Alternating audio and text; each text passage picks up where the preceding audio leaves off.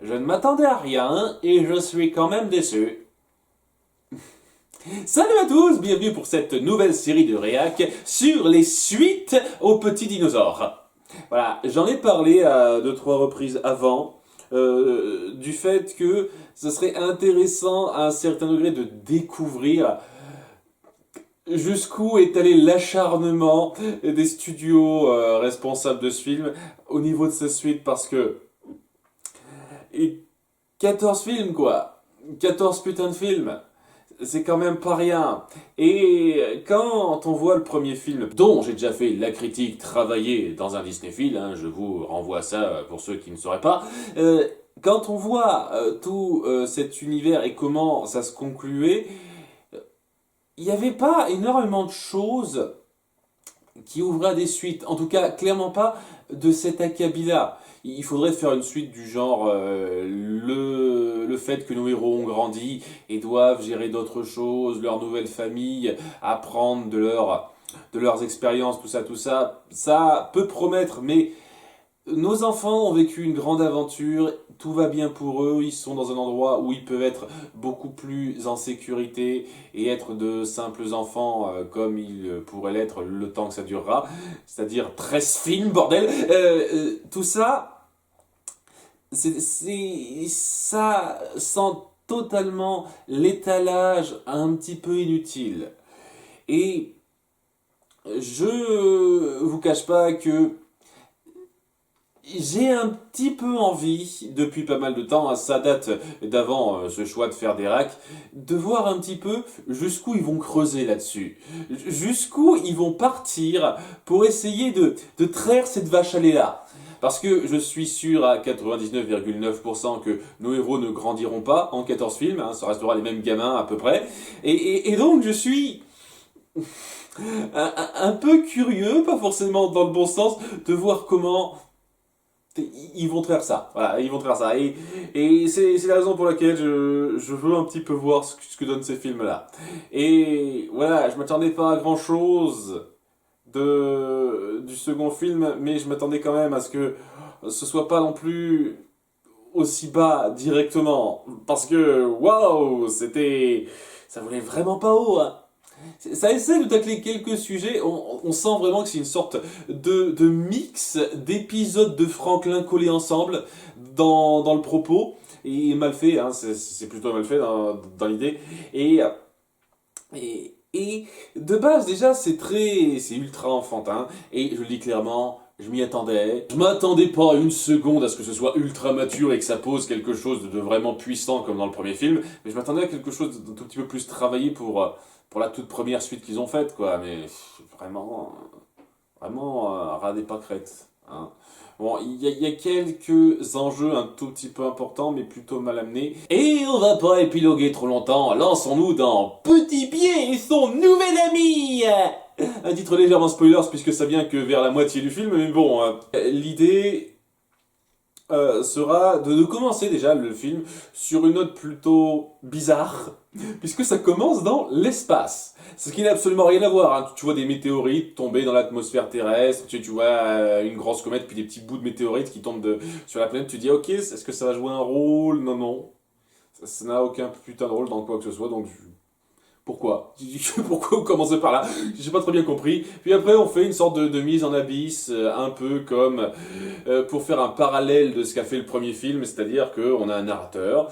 Bon, c'est pas la voix aussi suave et bien fichue que celle du premier film, mais il passe bien. Un peu mieux que Gérard Hernandez, je trouve. En tout cas, il raconte le truc qu'on sait déjà pour ceux qui suivraient que maintenant. Et alors qu'on nous présente à cet environnement et nos cinq petits compagnons qui s'amusent ensemble, ça c'est parti sur la petite originalité par rapport au premier film, de faire des numéros musicaux.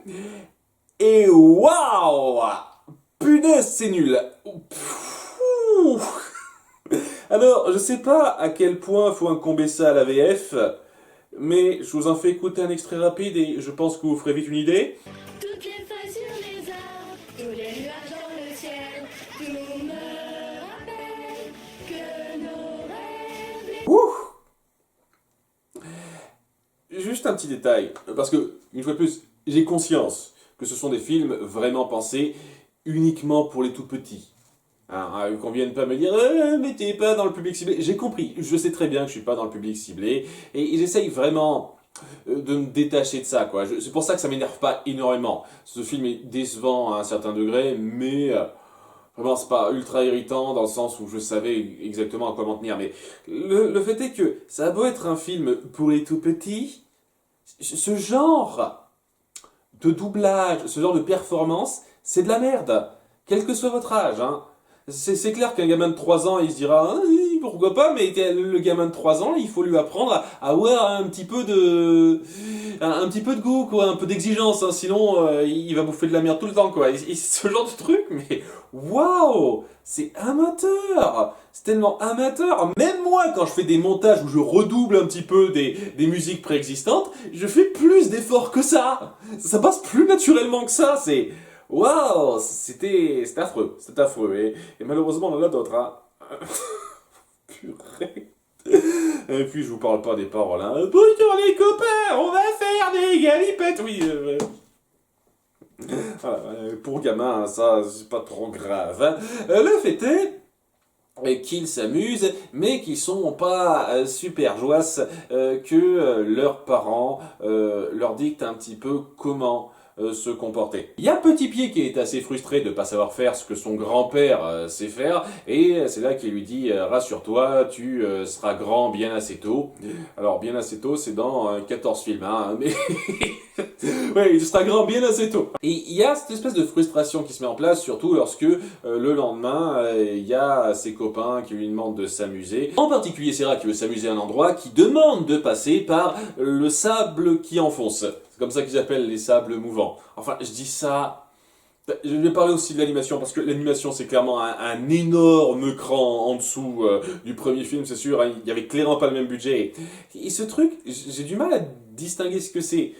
Ça donne l'impression que c'est un peu comme le goudron sur lequel ils sont tombés dans le film précédent, dans la texture et tout, mais dans l'animation, lorsqu'ils tombent dedans, parce que ça fait bloup bloup, donc ça a l'air d'être une sorte de goudron, un truc comme ça, lorsqu'ils tombent dedans, dès qu'ils en ressortent, tout de suite, ce truc, il s'évapore de leur peau, il n'est plus présent. Alors que dans le premier film, le goudron, bah, il restait présent, quoi, ça les collait, quoi.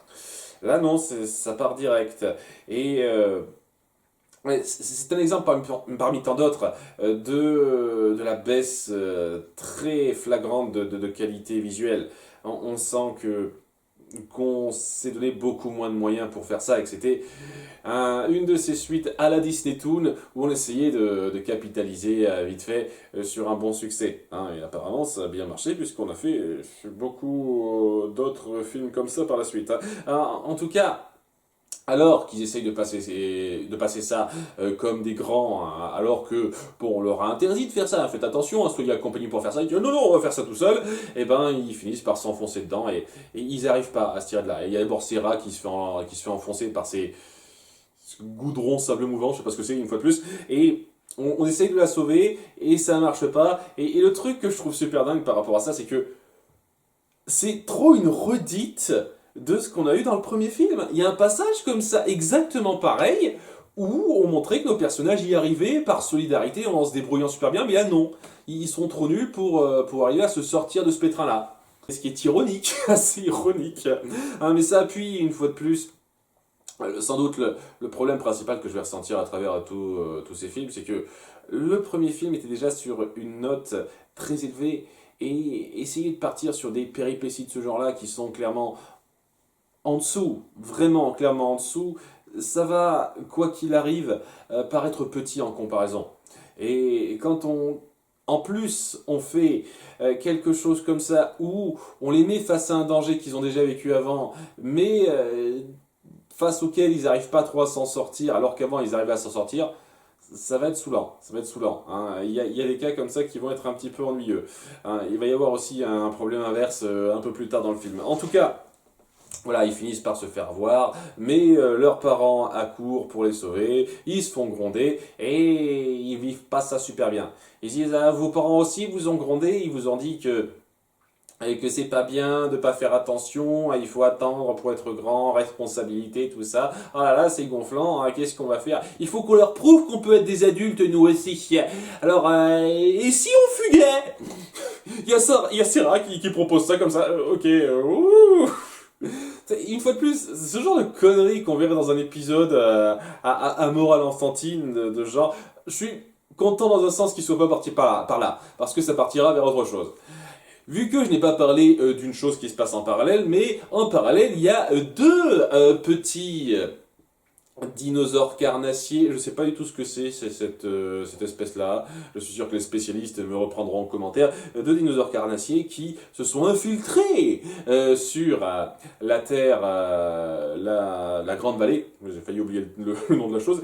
Ils se sont infiltrés sur la Grande Vallée. Et ils prévoient de piquer des œufs pour se nourrir. Hein. C'est un petit peu le truc, quoi. Ce sont un peu des charognards. Hein.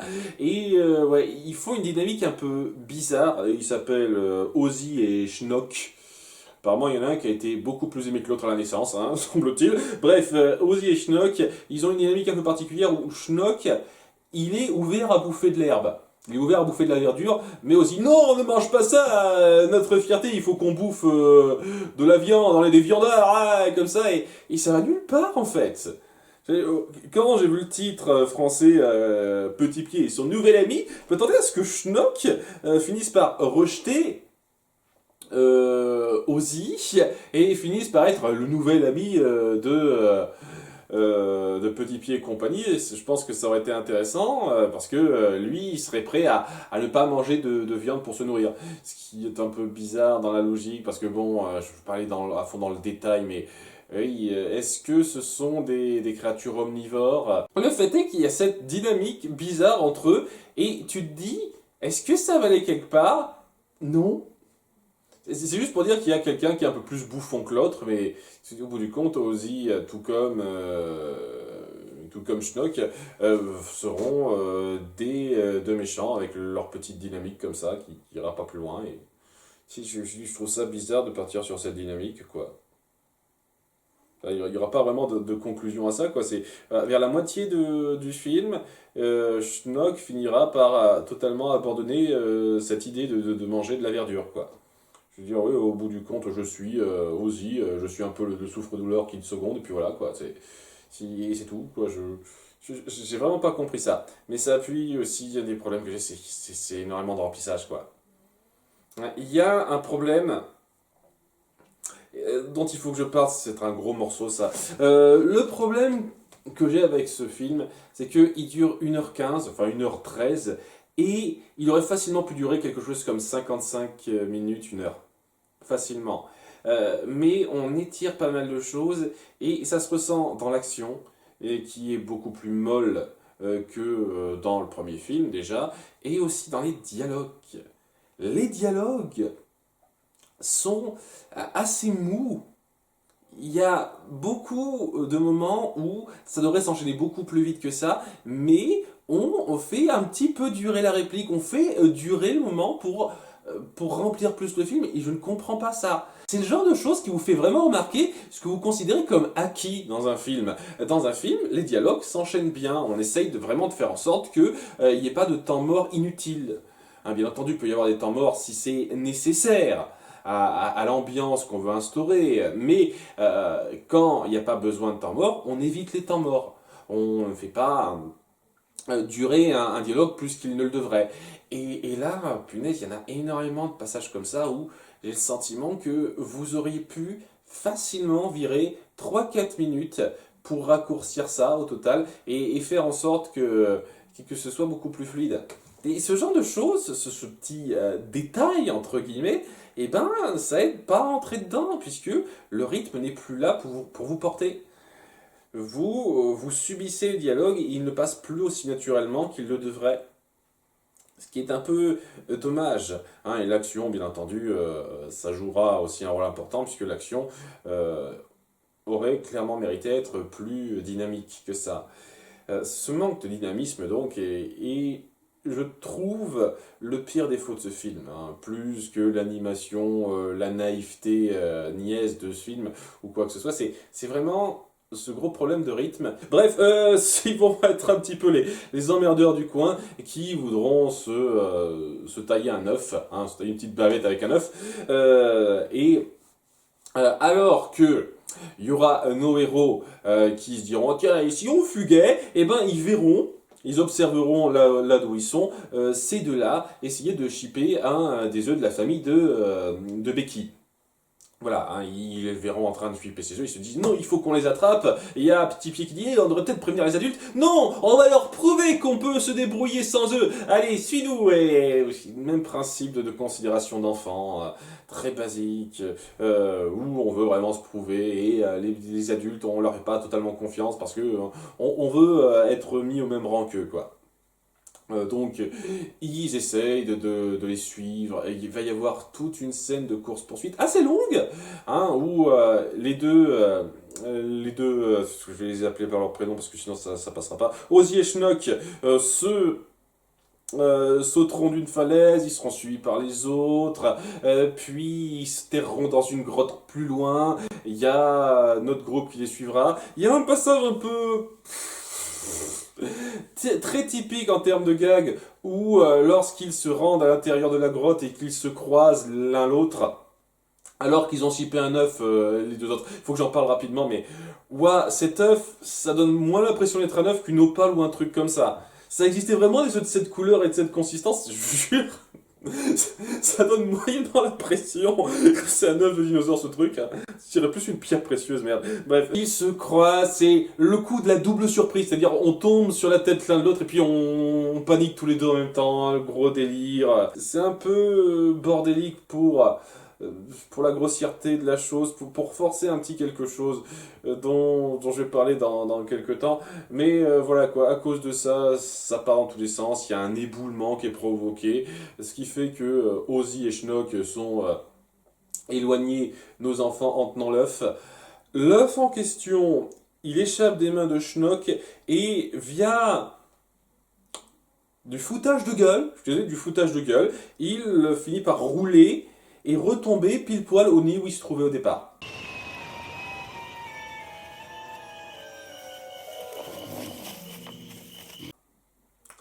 Je précise une fois de plus, ils ont fait tout un chemin pour les poursuivre ces deux-là. Hein. C'est pas comme si c'était la porte à côté. Hein. Eh ben, coïncidence, hein.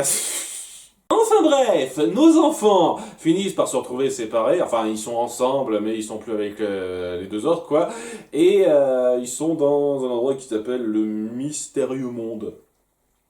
C'est une espèce de vallée un peu mystérieuse où c'est un peu effrayant, qui est là, qu'ils appellent ça le Mystérieux Monde, ok, hein, ils arrêtent pas de donner des noms bizarres à des trucs, et il y a Becky qui se dit hey, comment on va faire pour mon œuf, qu'est-ce qui va se passer, et c'est là qu'il tombe sur un autre œuf, beaucoup plus gros, et Becky se dit ah c'est mon petit frère ou ma petite sœur, ah salut c'est forcément ça, et je me dis ok quoi. Qu'est-ce qui te fait dire une seule seconde que c'est ça? C'est pas du tout la même taille? Personne se pose cette question-là, personne se fait cette réflexion-là, c'est pas du tout la même taille. Ok. D'ailleurs, qu'est-ce que cet œuf fout là, quoi, surveillé par personne? C'est même pas un pseudonyme, quoi, qui est mis en place, en plus, autour de ça, sachant qu'on verra que oui, il y a ses parents qui le surveillaient, qui s'inquiétaient pour lui, quoi, cet œuf. Donc, j'avoue que c'était ultra forcé. C'était deux choses forcées à la suite, c'était particulièrement ridicule pour moi. Hein, enfin bref, il trouve cet âge, il dit ok, bon, on va la ramener, tout va bien se passer. Et tu te dis, ah, ça va être dangereux pour le voyage en retour. Non, non, ils arrivent très bien à revenir très vite à la Grande Vallée. Seulement, ils se rendent compte que c'est pas l'œuf qu'ils recherchaient, puisque l'œuf, il est réapparu par magie dans son nid. Ils se posent pas plus de questions que ça au passage. Hein. Mais bon, hein, la magie du scénario, que voulez-vous. Et qu'est-ce qu'on va faire de l'autre œuf? Et c'est là que Petit Pied se dit et si on devenait ses parents? Ah, c'est super, comme ça montrera qu'on est des responsables. On peut être aussi important, responsable que les grands. Et tout le monde dit ouais, on s'amuse, tout ça. En fait, ces films vont commettre le crime que je craignais depuis le début lorsque j'ai commencé à les lancer, c'est que je vais perdre de l'intérêt envers ces personnages, tout simplement parce que ce qui faisait leur intérêt, c'était pas tant leur personnalité qui allait de base, mais qui n'était pas non plus sensationnelle, mais surtout la situation dans laquelle on mettait en scène ces personnalités. Quand c'est des enfants qui doivent se débrouiller en étant seuls pour retrouver les leurs dans un monde hostile, c'est quelque chose de super fort et puissant parce que on a de l'inquiétude pour eux et c'est difficile à vivre de leur point de vue plus naïf.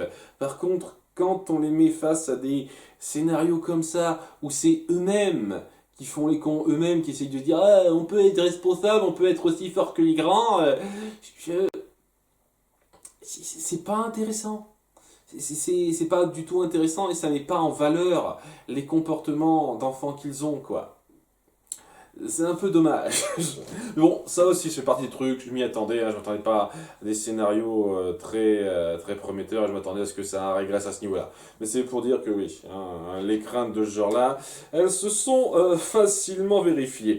Donc, l'œuf en question, il le garde un petit moment, mais très vite il finira par éclore, et surprise, c'est un petit dent tranchante, un petit T-Rex. Ouh, il déchante un petit peu plus, hein, ils sont pas aussi contents de la voir, mais après une petite frousse, il y a quand même Petit Pied qui décide de l'approcher un petit peu et de s'intéresser à ce petit bout de chou qui est trognon malgré tout, et se dit ok, je vais quand même m'occuper de toi, on peut quand même être potes. Hein, ce qui au passage est un petit truc qui me fait un peu marrer, puisque on part du principe de s'occuper d'un bébé et faire en sorte qu'il fasse partie de la troupe. C'est exactement la même chose avec Pointu. Hein. La même chose, hein, Pointu qui a été adopté par la famille de Becky au passage. C'est un truc que je peux quand même louer. On fait gaffe à la continuité. Voilà, un Petit Pied est avec ses grands-parents, hein, vraiment. Il y a Becky qui a adopté Pointu dans sa famille, comme c'était montré à la fin du film. Quoi. On fait gaffe à ces petits détails. C'est pas grand chose, mais c'est au moins ça. Bref, c'est déjà arrivé avec Pointu. Hein. Pointu, ça a été un bébé lorsqu'ils l'ont rencontré. Donc, vous répétez déjà des trucs. C'est votre première suite seulement. Et vous répétez déjà des trucs comme ça. C'est quand même dingue. Hein. Mais bon, quoi, il y a Petit Pied qui dit ouais, je peux faire en sorte de t'apprivoiser et que tu ne manges pas. Des trucs comme moi, seulement ça se passe pas super bien. Il essaye d'en parler à ses grands-parents de façon détournée, ce qui devrait facilement les faire se douter de quelque chose vu la façon dont il en parle, mais j'imagine que ça arrange pas le scénario, et voilà, il essaye un petit peu d'arranger les choses, mais il a ses instincts, donc il a envie quand même de bouffer ce qui est de la viande, quoi. Malheureusement, à cause de ça, il sera pas super bien vu et Petit Pied finira par un peu lâcher l'affaire et avoir quelques doutes seulement. Va y avoir Ozzy et Schnock qui referont surface pour s'attaquer aux copains de Petit Pied et qui au passage ne feront pas grand chose pour se défendre. Vous avez lutté contre un putain de T-Rex. Pourquoi vous essayez pas de lutter contre ces deux blaireaux? Je comprends pas. Je comprends vraiment pas. Surtout quand on voit la fin par rapport à ça. Hein. Enfin bref. Ils sont impuissants face à ces deux gaillards. Et c'est là que bébé T-Rex, qui s'appelle au passage Gober, il l'a appelé Gober... Petit Pied, Gober vient à leur rescousse en faisant passer son ombre pour quelque chose de grand et effrayant. Oh, un T-Rex géant, un dent tranchante, fuyons!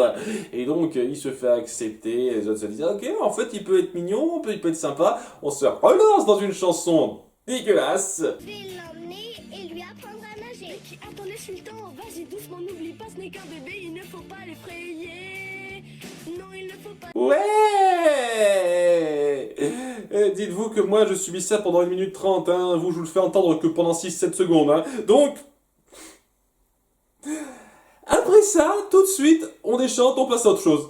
C'est-à-dire que on peut pas rester sur une situation. Ça aurait pu être un truc pas mal dans l'idée de développer un peu ce lien entre ceux-là, mais tout de suite va y avoir Gober qui se mettra à céder à ses instincts et à mordre le derrière de Serra. Il faudrait que je vérifie, est-ce que ce film est sorti avant ou après Madagascar 1? Je pense que ça doit être avant. Est-ce que Madagascar 1 s'est un petit peu inspiré de ce film-là?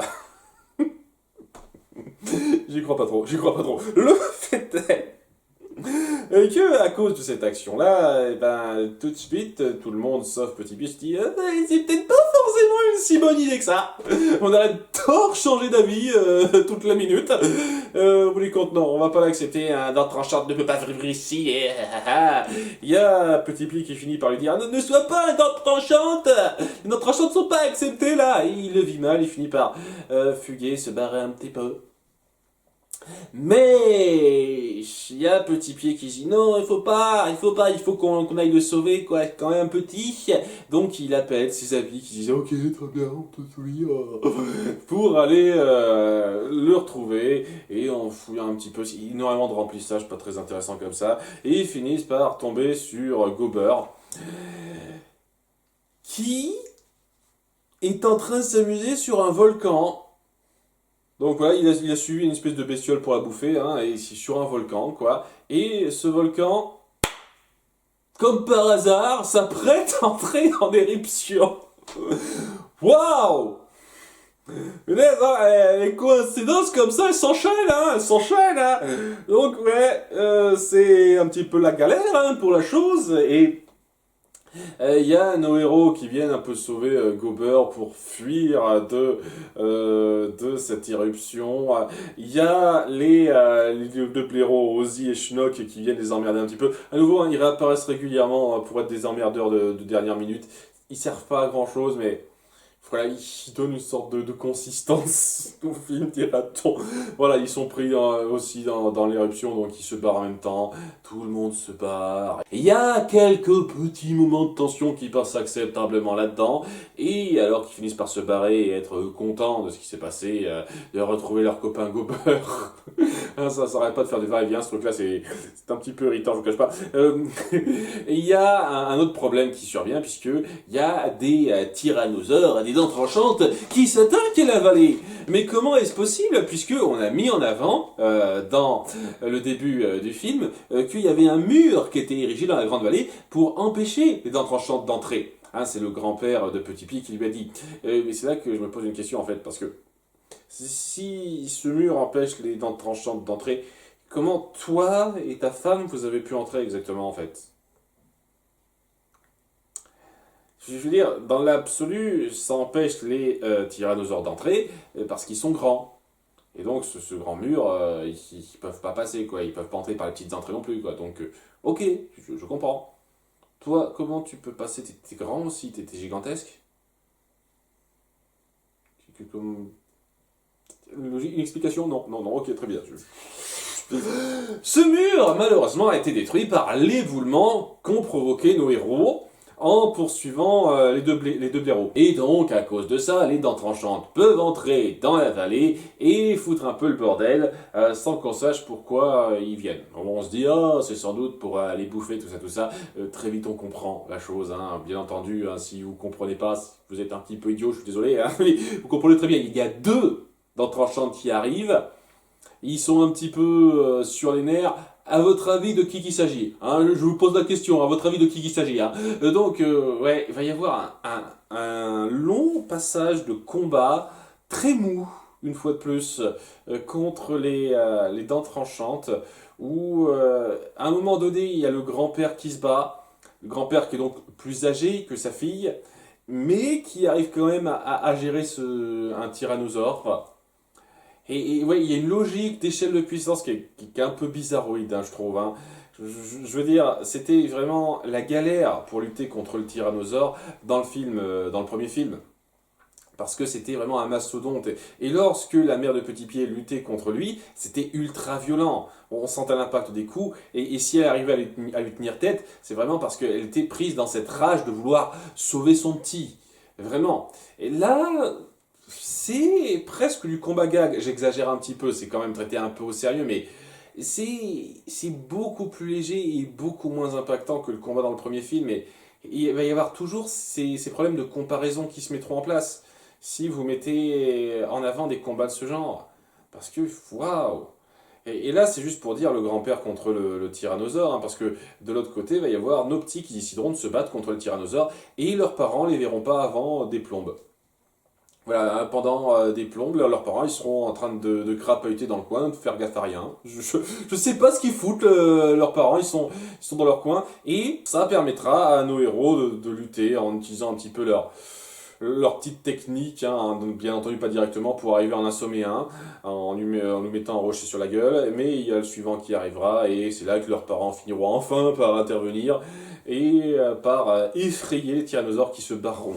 Et c'est là que nos petits avoueront que c'est de leur faute si les dents tranchantes n'ont pu entrer, puisqu'ils sont la cause indirecte de la destruction du mur. Tout le monde se dit, ok, c'était mal ce que vous avez fait rapidement, mais il faut qu'on aille s'occuper du mur, hein, il faut qu'on aille le reconstruire. On va prendre nos petits marteaux. Ils trouveront une espèce de méthode hein, à la fin pour ça. Tandis que parallèlement, alors que nos petits auront retrouvé leurs parents dans un moment assez joli, il y aura le petit T-Rex, il y aura le petit Gober qui se dira triste, oh il n'y a pas de parents pour moi. Enfin il parle pas, hein, mais c'est un petit peu ce qu'il renverra, et donc il finira par se barrer un peu plus. Comme s'il sentait qu'il n'avait pas sa place. Ok, pour finir par partir un peu plus loin, mais c'est là que Petit Pied se dira, ah non, il faut que j'aille le retrouver, tout seul cette fois, on va pas y avoir Sarah et compagnie. Et c'est là qu'ils retomberont sur les deux tyrannosaures et qu'on comprendra enfin que ce sont les parents de Gober. What a twist! Voilà, il retrouvera ses parents, les retrouvailles sont un petit peu mignonnes. Ce qui fait toujours un peu bizarre parce qu'on parle quand même de prédateurs là, hein, se dire que voilà, j'ai rendu un petit à sa famille qui l'élèvera pour qu'il devienne grand et qu'il nous bouffe. Yeah!